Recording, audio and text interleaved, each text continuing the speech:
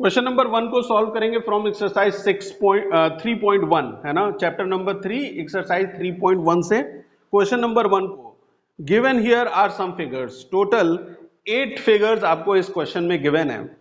Classify each of them on the basis of following. Classify करना है मतलब divide करना है, बताना है कि कौन सा फिगर किस कैटेगरी में आता है ना। ठीक है, सबसे पहली कैटेगरी है सिंपल कर्व। सिंपल कर्व, ठीक है, सिंपल कर्व। इसमें 8 फिगर में से ये बताना है कौन सा सिंपल कर्व है। फर्स्ट इज सिंपल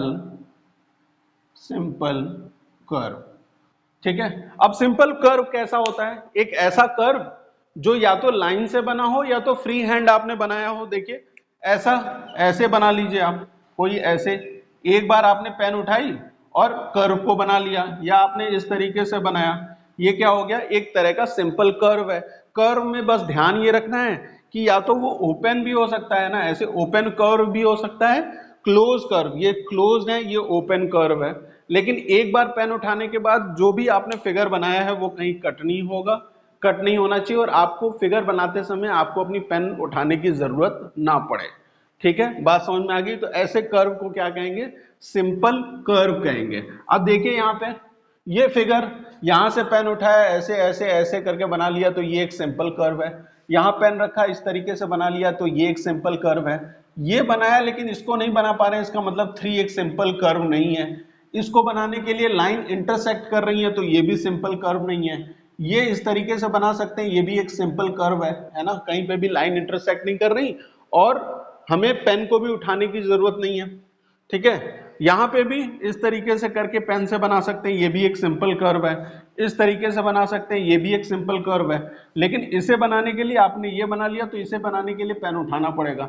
इसका मतलब कि थर्ड, फोर्थ और फिफ्थ, है ना, थर्ड, फोर्थ और एट्थ, सॉरी, थर्ड, फोर्थ और एट्थ को छोड़ के बाकी सारे फिगर क्या हैं? सिंपल कर्व है ना। फर्स्ट आपका सिंपल कर्व है, सेकंड आपका सिंपल कर्व है, थर्ड भी नहीं, थर्ड नहीं है, फोर्थ नहीं है, फिफ्थ है, ठीक है, सिक्स्थ है और सेवेंथ है। ये क्या है?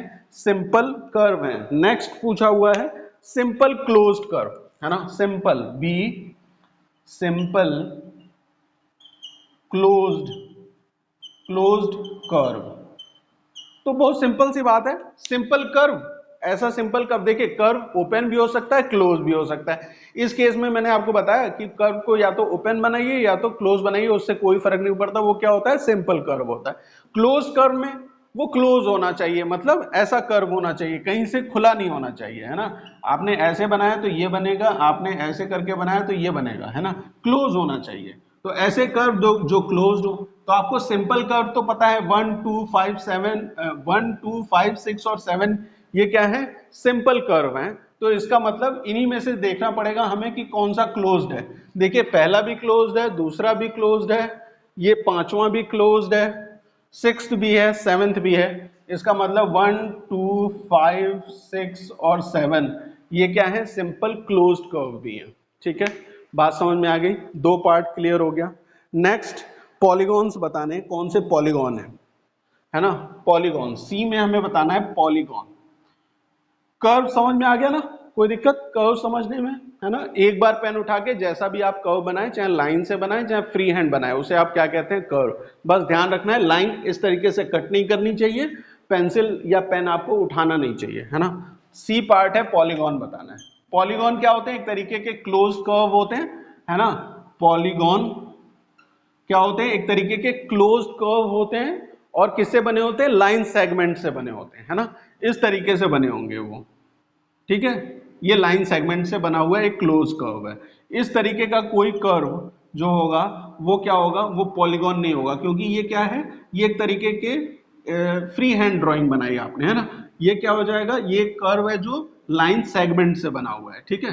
तो ध्यान में रखना है पॉलीगॉन वो फिगर होगा, वो कर्व होगा जो किससे बना होगा? किससे बना होगा?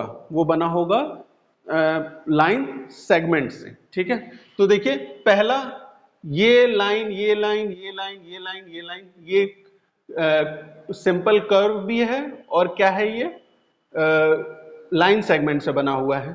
ये देखिए ये सिंपल कर्व भी है और ये भी लाइन सेगमेंट से बना हुआ है। देखिए यहाँ पे कोई कर्व नहीं, ये तो आपका सिंपल कर्व था ही नहीं, ये भी नहीं था, ये है लेकिन ये क्या है, फ्री हैंड ड्राइंग कर्व से बना हुआ है। यहाँ पे भी ये राउंड है तो ये भी नहीं होगा। यहाँ पे दो लाइन सेगमेंट तो है लेकिन ये कर्व टाइप का है ना, सर्कुलर टाइप का, तो ये भी नहीं होगा। तो सिर्फ कौन से होंगे दो, पहला और दूसरा, फर्स्ट एंड सेकंड। ठीक है, ये दोनों क्या है, पॉलीगॉन्स है।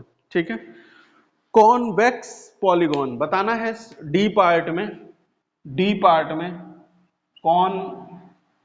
कॉन्वेक्स कॉन्वेक्स पॉलीगॉन है ना, कॉन्वेक्स पॉलीगॉन।